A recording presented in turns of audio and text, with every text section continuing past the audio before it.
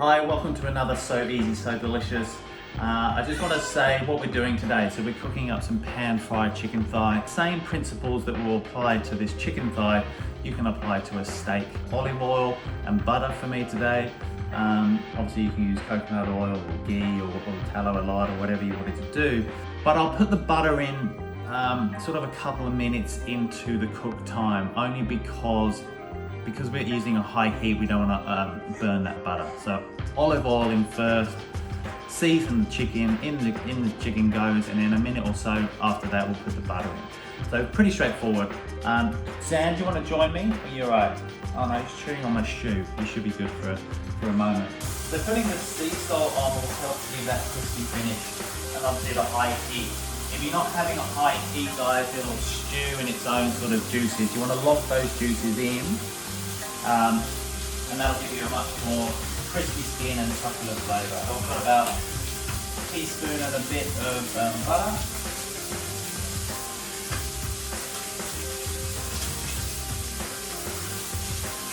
So let's have a look, see how it's going. Yeah, beautiful. That's all heading in the right direction. Excellent. So I'll give it another 60 seconds on that side. So a big important step when you're cooking protein, whether that's chicken thigh like today, or a steak or a piece of robust fish, is that you need a hot pan, you need hot oil. And then equally important, you want to put your 2 cents in. Come on in.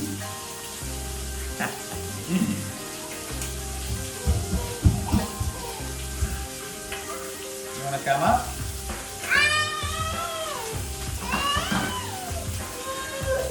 Now, equally important at the end of the cook time is sitting that protein, whether that's steak, fish or chicken thigh, on your board.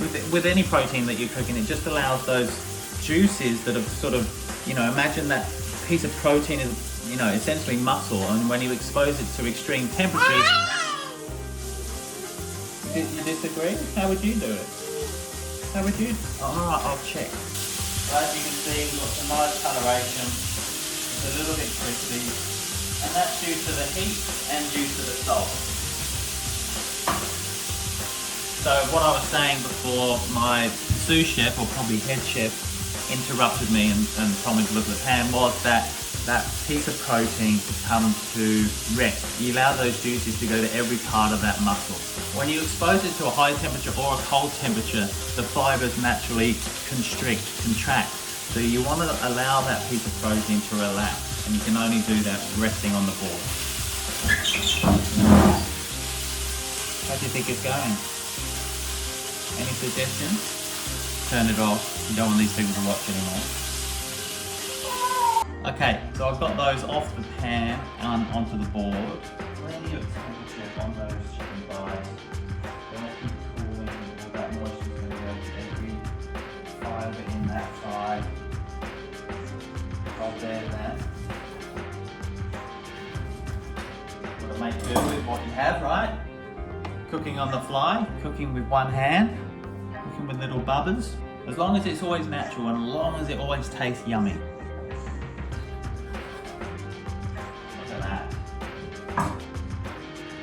Crispy skin, well seasoned, super moist. That is looking super delicious. I wish you were here to try it. I am here, how convenient.